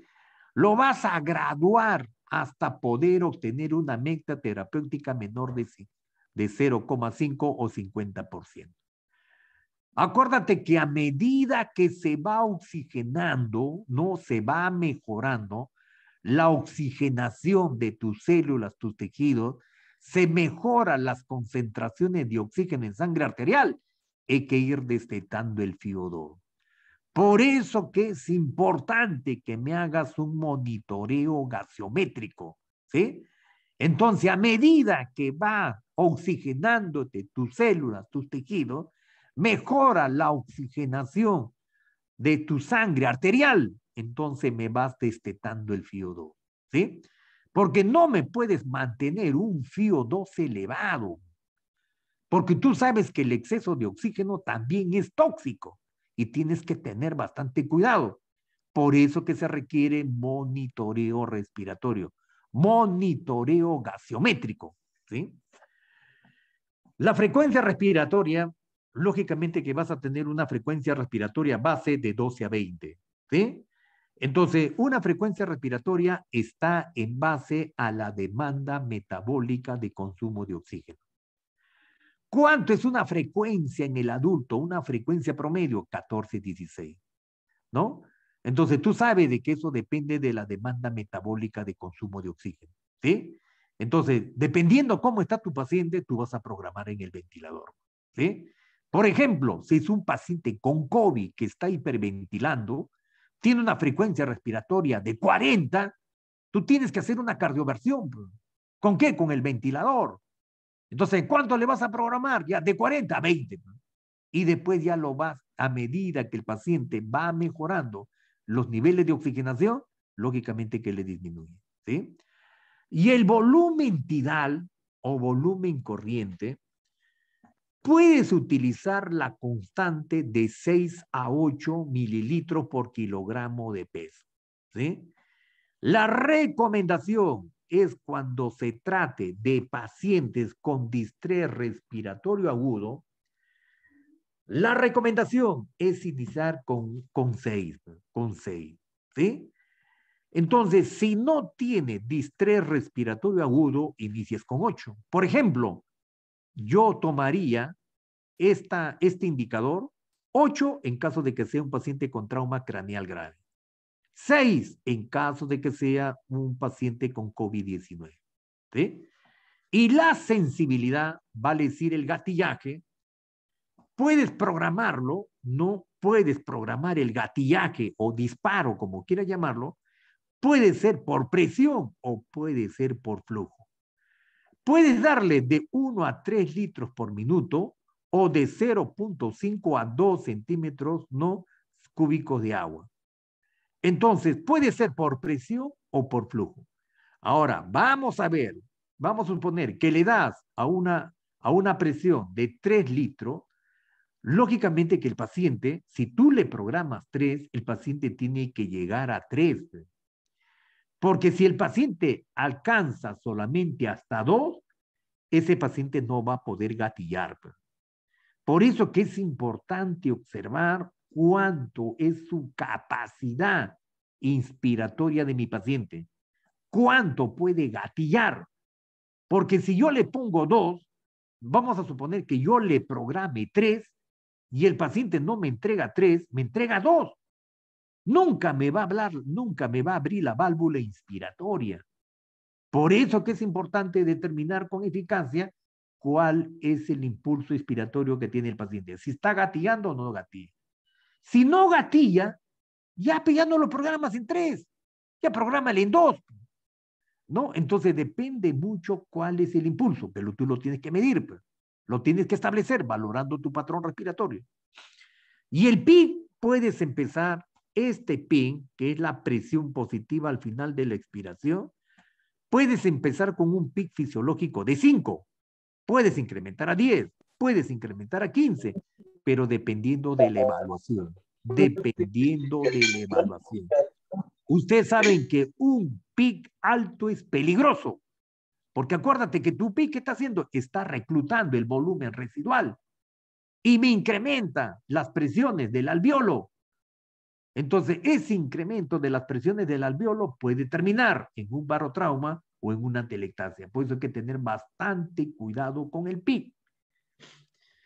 Muy bien. Y la presión pico, o el flujo pico, entre 40 y 60 litros por minuto, ya les he indicado que una presión pico lo puedes programar menor de 40, puede ser 35. Y tu presión meseta, menor de 30, puedes programarlo en 25. Y el tiempo inspiratorio debe tener una relación inspiración-expiración, 1 para la inspiración o 2 para la expiración, dependiendo cómo quieres que ingrese el aire. Lógicamente que está en función a la velocidad con la que va a ingresar el aire a tu vía respiratoria. ¿Sí? Hay veces cuando inspiras, cuando el paciente inspira, ¿no? A través de la máquina no hay mucha dificultad. ¿Dónde puede ver la dificultad? En la expiración. Por eso que programas, lo fisiológico es 1 o 2, o a veces puedes programar 1 o 3. Y eso va a estar en función de ¿qué? De la estrechez de la vía respiratoria, porque lo que tú quieres hacer es facilitar el ingreso del oxígeno y la salida del CO2, ¿sí? Por eso cuando tú programas el tiempo inspiratorio, estás controlando cuán rápido el volumen tidal es entregado o cuánto tiempo la presión inspiratoria programada es aplicada. En relación al patrón de flujo, puede ser, ¿no?, un patrón de flujo cuadrado o puede ser un patrón de flujo desacelerado. Cuadrado es cuando es continuo, ¿sí? Vale decir, por ejemplo, tienes un paciente con trauma craneal grave. Necesitas, no un patrón cuadrado, vale decir, necesitas un volumen continuo. Entonces, le puedes programar a un flujo cuadrado. Y cuando es desacelerado, lógicamente que estás permitiendo el ingreso al momento que hace, ¿no? Inspira. Y al momento que inspira, lo hace rápido, ¿sí? Llega al tope y lógicamente comienza a descender. Entonces llega, ingresa rápido y desciende lento, ¿sí? Eso sobre todo cuando hay estrechez de la vía respiratoria. Y los modos ventilatorios, que puede ser asistido controlado, que es el más frecuente, el modo más común, el sincronizado intermitente, ¿no? O puede ser el espontáneo, o puede ser controlado por presión, o puede ser controlado por volumen, ¿sí? Muy bien. Otra cosa que también es importante para la programación de tu ventilador es de que tú me calcules adecuadamente el volumen corriente, ¿sí? El volumen corriente. Como te he indicado, uno de los problemas que tenemos es el exceso de presión, que puede generar barotrauma o que puede generar atelectasia. Entonces, ¿cómo puedes calcular, ¿no?, el peso ideal? ¿No? El peso ideal. Mira, vamos a suponer que es un paciente con COVID. ¿Cuánto es su peso? 120 kilos. ¿Cuánto es su talla? 1,70. Ahora, si tú calculas cómo es un paciente con COVID, hemos indicado, tenemos la constante 6 y 8. 6 es cuando tu paciente tiene un distrés respiratorio agudo, como es tu paciente con COVID. Si yo multiplico el peso 120 por la constante 6, ¿cuánto es? 720. ¿Sí? 720. Pero tú sabes que en un paciente obeso, así como hemos tenido con los pacientes con COVID, el problema es que el paciente incrementa de peso, pero no incrementa el tamaño del pulmón. El tamaño pulmonar sigue siendo lo mismo. El pulmón ya no se desarrolla en el adulto. Lo que se está incrementando es el tejido adiposo en el músculo esquelético. Ahí se está acumulando. Entonces, tu pulmón no va a incrementar de tamaño, no incrementa. Va a seguir lo mismo. Entonces, no es recomendable calcular el volumen corriente con el peso real. Entonces, ¿qué hago? Voy a tener con el peso ideal, ¿sí? Por eso, con el peso ideal, hay una constante en el varón, por ejemplo. Puedes utilizar esta fórmula, ¿no?, multiplicando la constante 23 por talla al cuadrado. Entonces, en este varón, multiplica la constante 23 por talla al cuadrado, vale decir 1.70 por 1.70, a ver, lo vamos a hacer, 1.70 por 1.70, ¿cuánto es? A ver, vamos a calcular. 1.70 por 1.70, ¿cuánto es? Es 2.89, ¿sí? 2.89. Entonces, 2.89 2.89 por 23, voy a seguir calculando. Por 23, ¿cuánto me sale? 66.47. Como es con un paciente con COVID, ¿no? Como es un paciente con COVID, multiplicas por 6. Entonces, 66.47 por 6 te da 399. Mira la diferencia. Mira, si hubieras multiplicado por el peso real, sería 720. Pero ¿qué has hecho? Has calculado el peso ideal, ¿sí? Puede ser con esta fórmula, ¿sí? También hay otra fórmula que puedes utilizar también, ¿sí? Entonces, ¿cuál es esta fórmula, por ejemplo, que también puedes utilizar? Es, ¿no? 50, la constante 50, más 0,91 por talla en centímetros menos 152.4. También puedes utilizar, bueno, utiliza la que te sea más factible, ¿sí? Entonces, mi paciente, ¿cuánto mide? Mide 1,70 m, 1,70 m, ¿sí? 1,70 m. En centímetros será pues 1,170 centímetros. Menos 152.4 será 17.6. Entonces, 50 más 0,91. A ver, acá yo tengo la siguiente operación. Tengo 0,91 por 17.6. ¿Cuánto me da? 16.01. Entonces, 50 más 16.01, el peso ideal es 66.01. A diferencia del otro cálculo que hemos hecho, ¿no? ¿Cuánto salió en el cálculo anterior? Lógicamente que en el cálculo anterior salió ¿cuánto? 66.47, ¿sí? Acá salió 66.47 y acá ¿cuánto está saliendo? Está saliendo 66.01, ¿sí? Como es tu paciente con COVID, lógicamente que 66.01 por 6, ¿cuánto será su volumen corriente? Será 396, ¿sí? Muy bien. Confírmame si se ha entendido este cálculo del peso ideal. Confírmame. Confírmame si se ha entendido este cálculo del peso ideal. Confírmame, por favor. Con confianza. Si no, para volver a repetir. ¿Se ha entendido el cálculo del peso ideal? Sí, profesor, gracias. Ya, muy bien, Liliana, te agradezco bastante. Muy bien. Cuando es una dama, va a variar, ¿sí?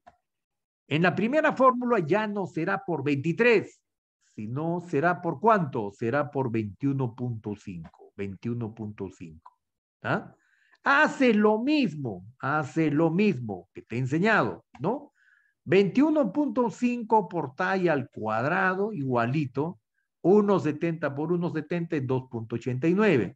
21.5 por 2.89, 62.13. Esto es de la dama. Entonces, si es una paciente con COVID, será por 6. Y si no es COVID, será por 8. Entonces, ahí calculas y ahí vas a tener, mire, tu volumen corriente. Y lo mismo haces en casos de que se trate, no de una dama, ¿sí? Entonces, cuando es una dama, ya no es 50, sino cuánto es la constante, con la otra fórmula es 45. 45, ¿sí? 45 más 0,91. Acá lo único que varía es la constante, ya no es 50 en el varón, acá en la mujer es 45.5.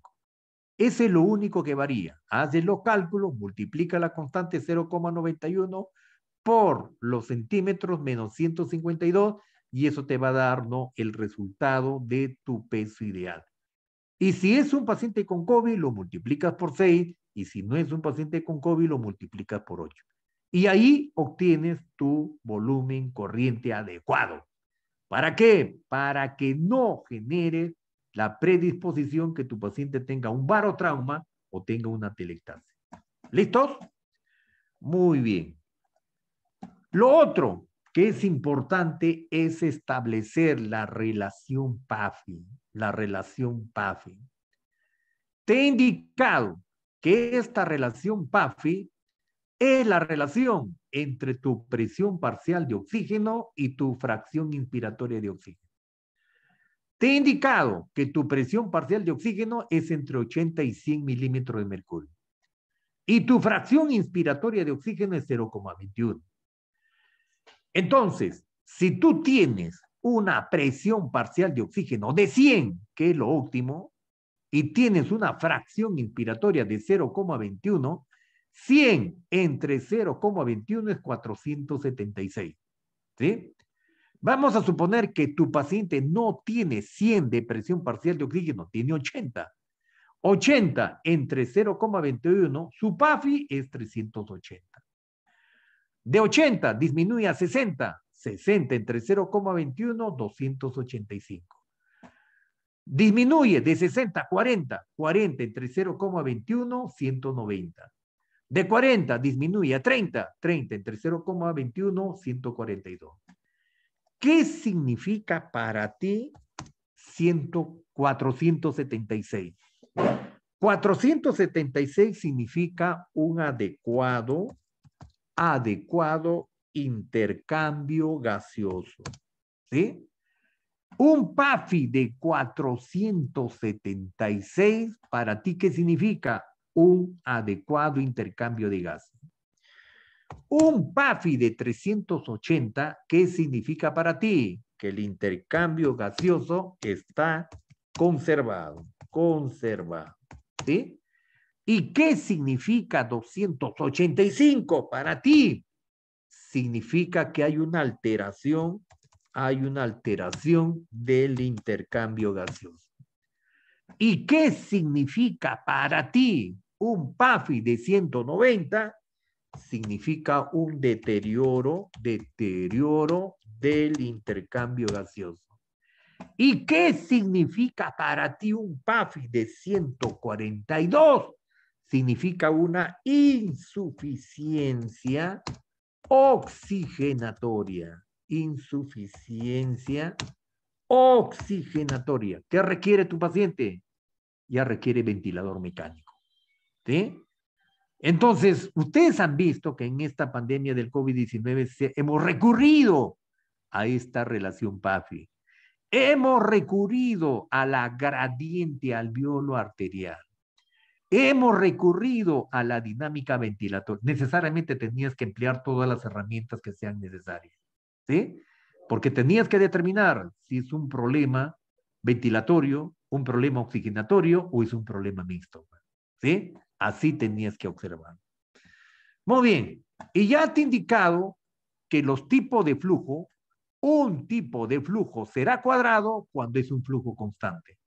¿Cuándo le vas a programar un flujo constante? Por ejemplo, cuando tu paciente no tiene un traumatismo cráneoencefálico. Es dependiente del ventilador. No tiene la capacidad ventilatoria adecuada. Hay un bloqueo a nivel de tronco encefálico. Entonces le das un flujo constante. Acá no vas a tener, con este flujo cuadrado, no vas a tener problema. ¿De qué? De que se incremente el flujo. Porque acá el problema no es de tu parénquima pulmonar, no está inflamado tu parénquima. El problema es del control neurológico. ¿Sí? Entonces, cuando no tengas problemas del parénquima pulmonar, ya déle un flujo cuadrado. Y cuando tengas un flujo, un paciente, por ejemplo, que requiere un flujo de tipo desacelerado, el flujo es alto en el inicio hasta alcanzar la presión programada y decae en el resto de la inspiración. ¿Cuándo le das esto? Por ejemplo, cuando tienes un paciente que tiene una estrechez de la vía respiratoria. Ahí está inflamado el bronquio. Hay un incremento de la resistencia. Tú necesitas que ingrese el aire lo más rápido. El flujo es alto y después va descendiendo. Porque lo que tú necesitas es que trate de ingresar el máximo de volumen que tú le has programado en el ventilador. Por eso que le das cuadrado, desacelerado, acelerado, o también le puedes dar sinoidal. ¿Sí? Por eso que depende mucho cómo quieres que ingrese el aire. ¿Sí? Cómo ingresa el aire en la inspiración y cómo sale el aire en la expiración. En la inspiración ingresa el oxígeno y en la expiración sale el CO2. ¿Sí? Muy bien. También es necesario que observes en los pacientes que tienen falla respiratoria severa. Ya te he indicado, un PAFI menor de 200 es un paciente que requiere urgente ventilación mecánica. Cuando tu paciente está utilizando un PIC mayor de 15, ventilador mecánico. Cuando tu paciente tiene una capacidad vital menor de 15, requiere ventilador. O cuando tiene un índice de oxigenación mayor de 10, también requiere ventilador.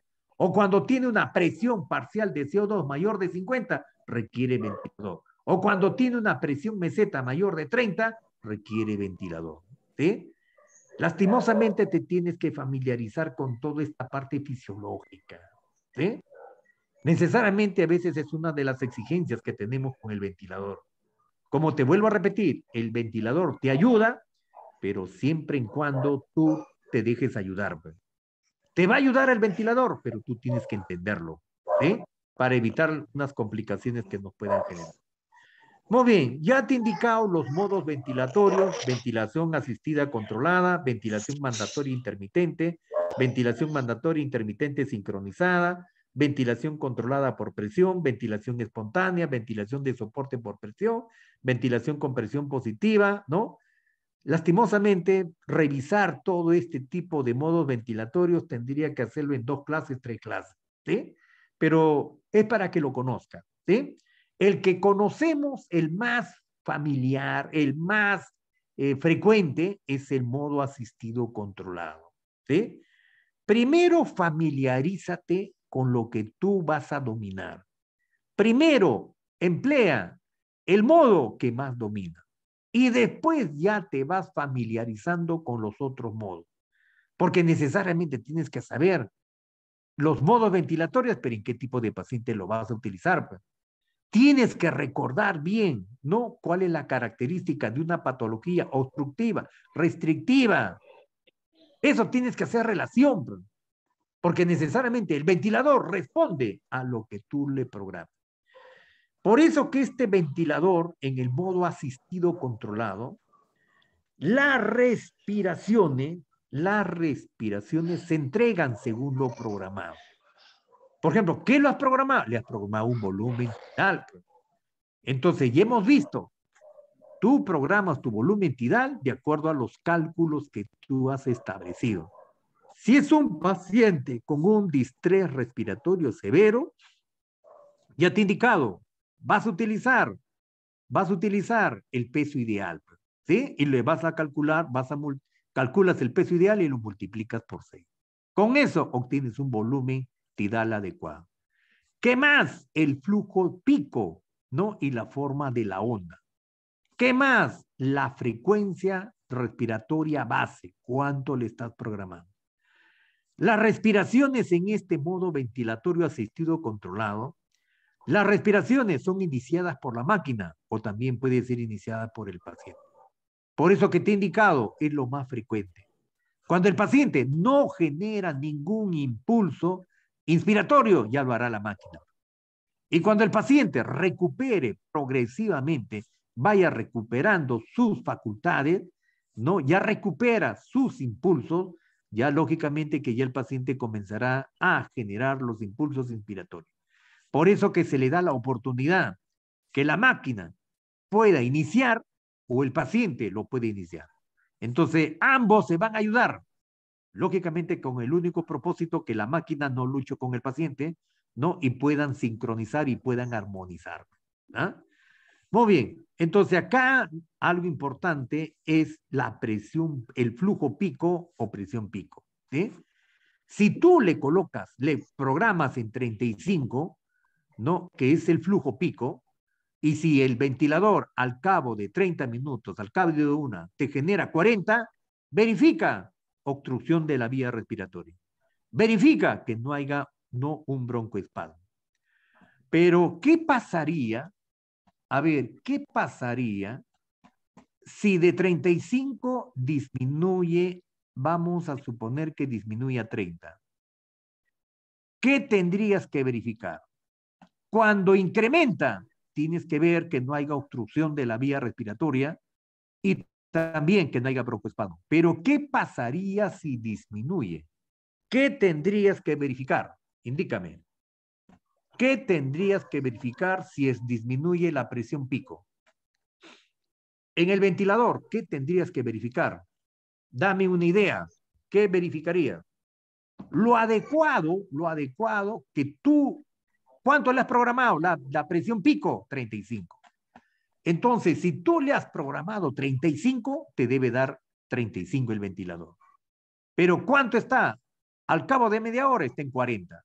O está al cabo de una hora está en 40. Entonces, si se incrementa la presión pico, verifica la permeabilidad de la vía aérea, porque puede ser por las secreciones, se está incrementando la resistencia al flujo de aire o por el broncoespasmo. Pero si disminuye la presión pico, ¿cuál sería la causa? Indícame. ¿Cuál sería la probable causa? ¿Cuál sería? ¿Cuál sería? Bueno, tendrías que verificar la fuga. Tendrías que verificar que esté bien acoplado los corrugados. Necesariamente a veces cuando no está adecuadamente acoplado, puede haber fuga de aire. O cuando está acodado. Por eso que no puedes permitir que se acode los corrugados. Por eso que yo te recomiendo, ¿no? Para aprender la ventilación mecánica, primero vas a tener que aprender a armar y desarmar el ventilador. ¿Sí? Armar y desarmar el ventilador. Porque si tú no lo acoplas bien, puede haber fuga de aire. ¿Sí? Y cuando hay un acodamiento del corrugado, también te puede dificultar las presiones, ¿no? Estas presiones que tú le has programado. Entonces, si disminuye la presión pico, verifica que no haya fuga de aire. Verifica que esté bien acoplado. Verifica que no esté acodado. ¿Sí? Porque si está acodado o hay fuga de aire, lastimosamente esta presión pico va a bajar. Eso tienes que hacer. ¿Ah? Muy bien. Y después, lógicamente, ya para programar al ventilador, ya te he indicado, primero, vamos a suponer que sea un paciente con T grave. Primero, ¿qué ves? Ves el AGA, ¿no? Ves el AGA. Tienes que determinar qué tipo de trastorno. Acá tu paciente, ¿qué tiene? Tiene una acidosis. ¿Qué tipo de acidosis? Al parecer tiene una acidosis respiratoria porque tiene un bicarbonato incrementado y un PC2 incrementado. Al parecer es una acidosis respiratoria. Entonces, como tiene una hipoxemia grave, ¿cuánto tiene? 40 o menor de 40. Entonces, tu FiO2 vas a programarlo en 100. En 100 lo programas y después lo vas destetando progresivamente. El PIC, como no es problema pulmonar, como no es problema alveolar, no es un problema inflamatorio, entonces le programas un PIC fisiológico de 5. Porque acuérdate que el PIC, ¿para qué me sirve? Me sirve para reclutar el volumen residual. Eso cuando hay tendencia al colapso alveolar. Pero el problema de tu paciente es que tu paciente tiene un problema ventilatorio. Es ventilatorio. Es de la capacidad ventilatoria. Ese paciente tengo que someterlo a ventilación mecánica para mejorar, restablecer su ventilación pulmonar. Entonces, el PIC fisiológico. La frecuencia respiratoria, lógicamente que va a depender de qué? va a depender de su demanda metabólica de consumo de oxígeno. Entonces, tu paciente ahorita, ¿cuánto tiene? Está con una hipoxemia de 40. ¿Pero por qué? Porque el problema es de la ventilación. No hay adecuada gradiente de presión. El problema que está que la ventilación, este paciente tiene una dinámica ventilatoria alterada. Su frecuencia respiratoria es lenta y superficial. ¿En cuánto está su frecuencia respiratoria en este mortal? La frecuencia respiratoria en este paciente, ¿cuánto es su frecuencia respiratoria? Lógicamente que su frecuencia respiratoria es menor de ¿cuánto? De 10, está en 8. Está hipoventilando. Entonces, si hipoventila tu paciente, bueno, llévalo pues a una frecuencia de 16. ¿Para qué? Para que pueda restablecer la dinámica ventilatoria. El volumen corriente, ¿no? El volumen corriente lo vas a establecer en base al peso ideal. Vamos a suponer que tu paciente, su peso ideal, ¿cuánto es? 1,70 m. Entonces, el peso ideal, ¿cuánto es? 66. 66. Como no es COVID, 66 por 8 es 528. Entonces, su peso, su volumen corriente sería 568.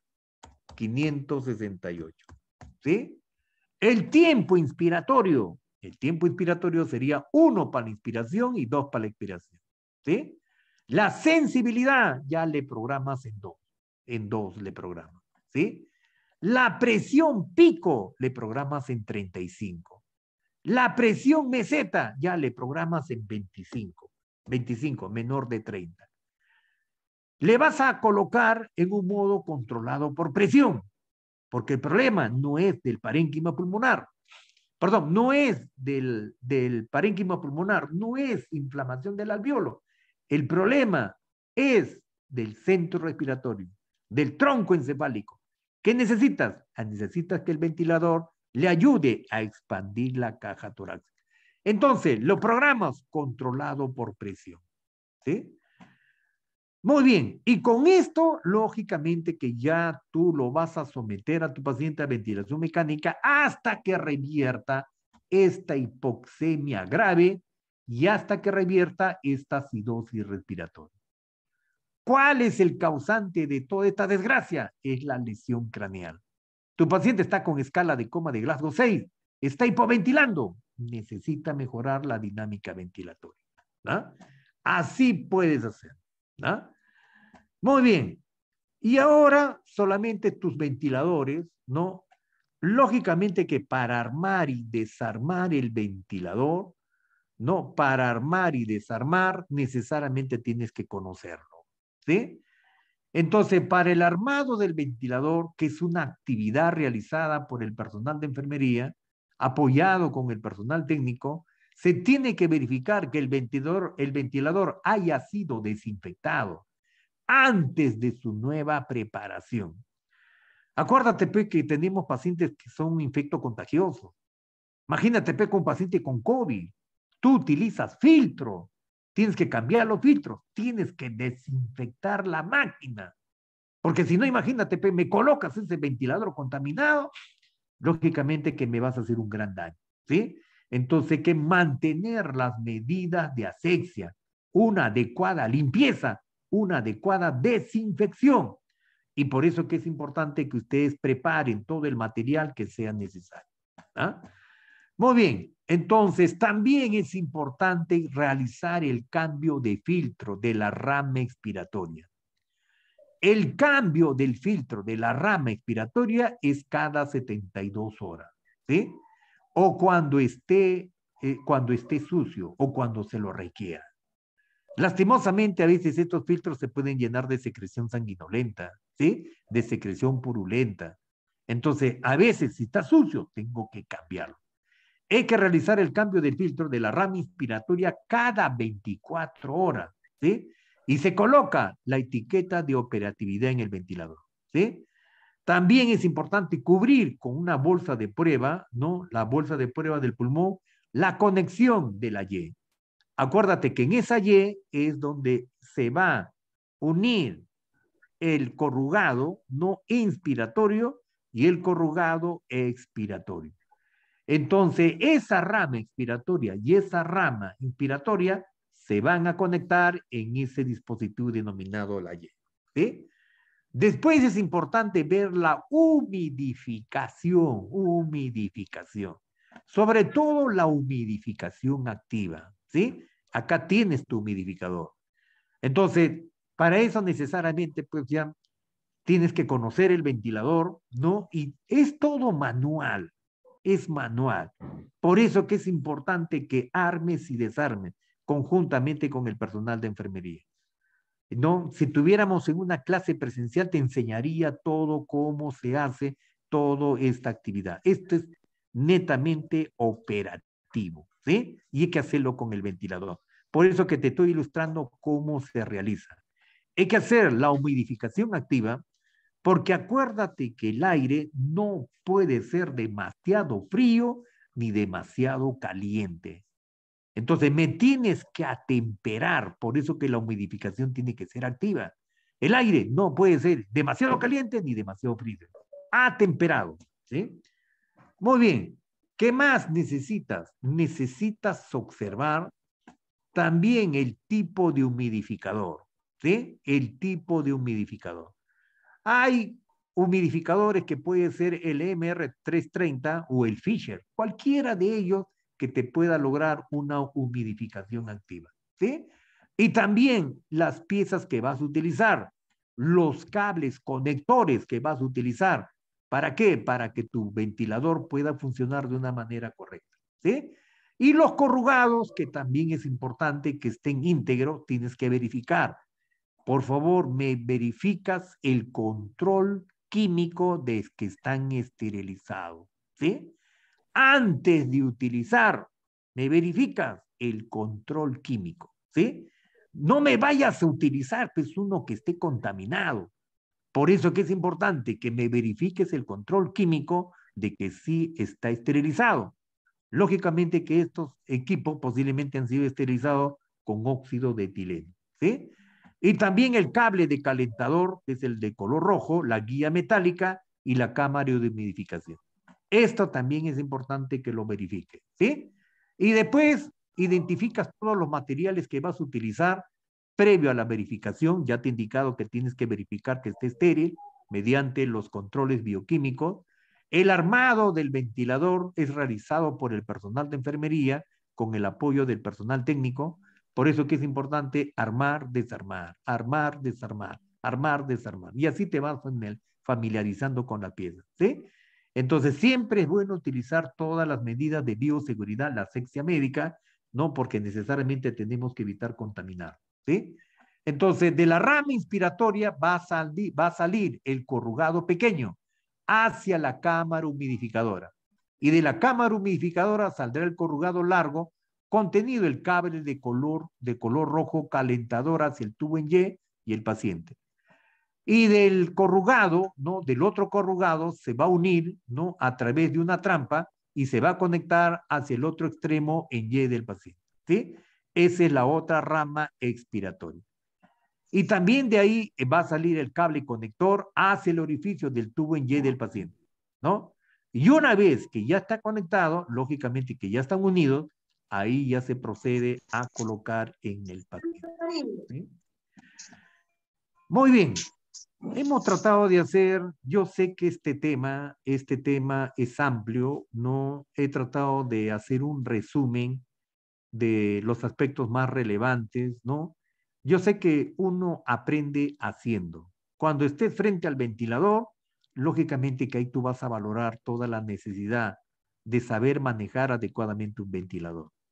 Tienes que tener confianza en ti mismo, ¿sí?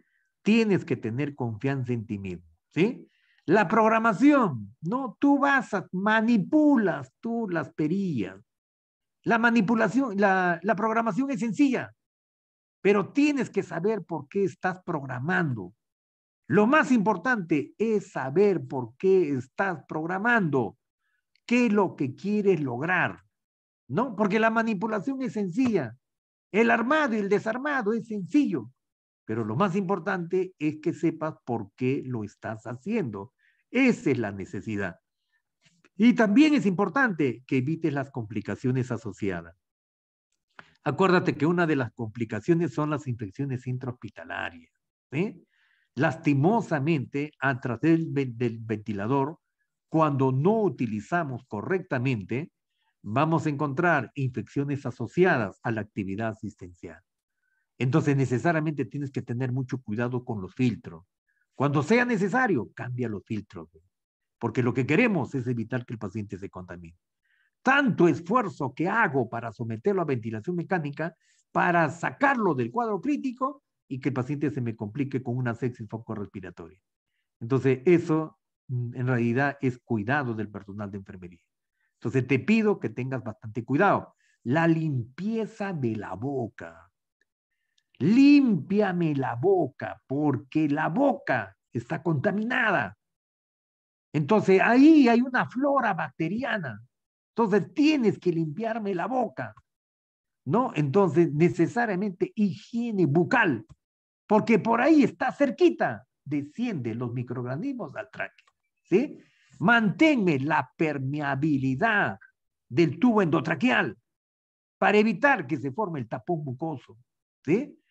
Entonces, necesito que me generes una adecuada fisioterapia respiratoria. Y si no es un paciente COVID, nebulízame, pues. A veces puedo hacer broncoespasmo, rompe el broncoespasmo. Entonces yo necesito que me genere, el ventilador no luche con el paciente. Le tienes que dar esa facilidad. Entonces hay que ayudar al ventilador que cumpla su trabajo y también hay que evitar las complicaciones. Una de las complicaciones es el barotrauma. ¿Y cuándo se produce eso? Cuando el tubo desciende. Desciende el tubo y se dirige al bronco derecho. Genera un incremento de la presión pulmonar y te puede generar este tipo de complicación. Hay que tener cuidado con esos aspectos. Muy bien, estimados participantes. No sé si hay alguna interrogante, alguna duda, alguna inquietud, por favor, los escucho.